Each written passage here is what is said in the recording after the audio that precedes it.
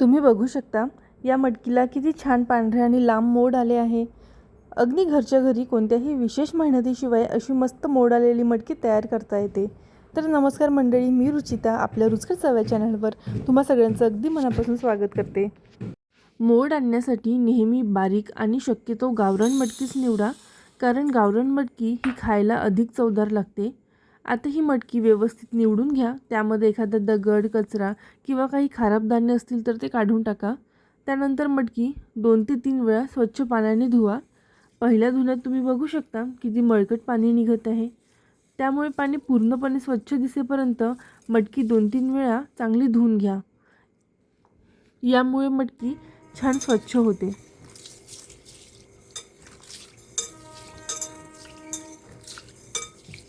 आता मटकी व्यवस्थित धुवून झाल्यानंतर त्यामध्ये भरपूर पाणी घाला। मटकीच्या वर साधारण 4 बोटं राहील इतकं पाणी असावं। थोडंसं जास्त पाणी भरलं तरी काही हरकत नाही, कारण मटकी भिजताना पाणी शोषून घेत असते।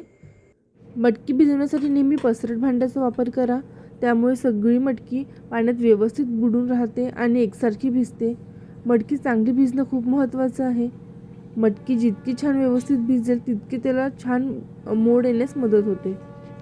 आता तुम्ही बघू शकता मटकी छान भिजलेली आहे आणि वर अजूनही थोडंसं पाणी दिसत आहे। आपण सुरुवातीला भरपूर पाणी घातलं होतं, त्यामुळे मटकी अगदी व्यवस्थित भिजली आहे। तुम्हाला पाण्यावर छोटे छोटे बबल्स दिसत असतील। आता ही मटकी मोड आणण्यासाठी ठेवण्यापूर्वी एक महत्त्वाची गोष्ट करायची आहे। ही मटकी पुन्हा एकदा स्वच्छ पाण्याने धुवून घ्या, कारण हे बबल्स आणि भिजलेल्या पाण्यामुळे मटकीला कधीकधी चिकटपणा येऊ शकतो किंवा थोडासा वासही येऊ शकतो। म्हणून हलक्या हाताने मटकी स्वच्छ धुवा। जास्त चोळू नका, फक्त 1-2 पाण्याने अलगद धुवून घ्या। यामुळे मटकी ताजी राहते। आता तुम्ही बघू शकता मटकी व्यवस्थित धुवून घेतली आहे। धुतल्यानंतर ती अगदी स्वच्छ, ताजी आणि टवटवीत दिसत आहे। अशा प्रकारे स्वच्छ धुतलेली मटकीच मोड आणण्यासाठी योग्य असते। आता पुढच्या स्टेपमध्ये आपण या मटकीला मोड कसे आणायचे ते पाहूया। आता मोड आणण्यासाठी मी एक कढई घेतली आहे। तुम्ही तुमच्या सोयीनुसार कोणतेही पसरट भांडं वापरू शकता। आता कढईवर मी एक स्ट्रेनर ठेवली आहे आणि त्यामध्ये ही सगळी मटकी घातली आहे। असं केल्याने मटकीतील अतिरिक्त पाणी आपोआप निघून जातं।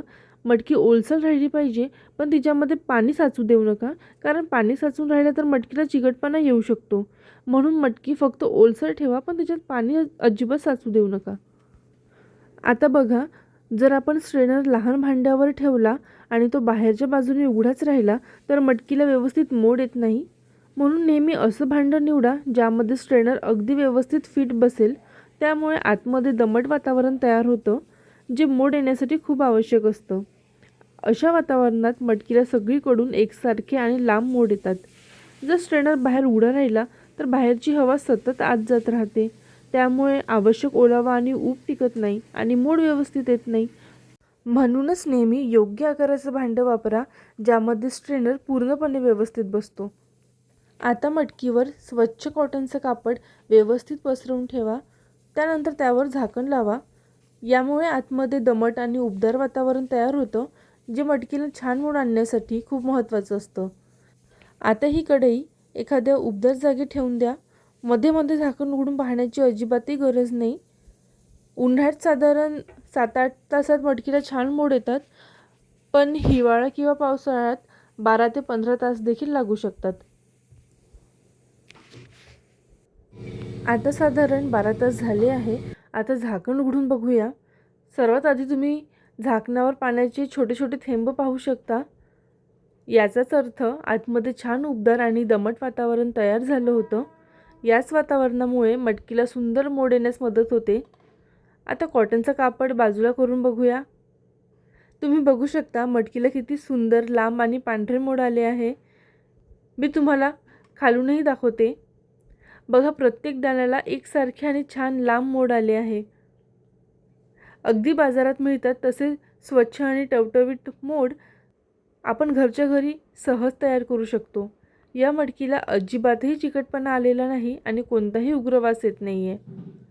मला एवढ्या लांबीचे मोड हवे होते, म्हणून मी मटकी 12 तास ठेवली। तुम्हाला आणखी लांब मोड हवे असतील तर 3 ते 4 तास अधिक ठेवू शकता।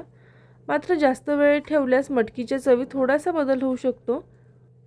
आणखी एक महत्त्वाची गोष्ट सांगते, मोड आलेली मटकी लगेच वापरणार नसाल तर ती पूर्णपणे कोरडी करून हवाबंद डब्यात भरून फ्रीजमध्ये ठेवा. त्यामुळे ती 2 ते 3 दिवस छान ताजी राहते. मोड आलेली मटकी धुताना देखील हलक्या हातानेच धुवा. खूप जोरात चोळू नका, नाहीतर मोड तुटू शकतात. प्रत्येक मटकीची क्वालिटी थोडी वेगळी असते, त्यामुळे काही मटकीला 8 ते 10 तासात मोड येते, तर काहींना 12 ते 15 तासही लागू शकतात. त्यामुळे वेळेपेक्षा मटकीची क्वालिटी पाहणं जास्त महत्त्वाचं आहे. आणि हो, मोड खूप मोठे होईपर्यंत ठेवू नका. खूप जास्त मोड आले तर मटकीची चव थोडी बदलू शकते.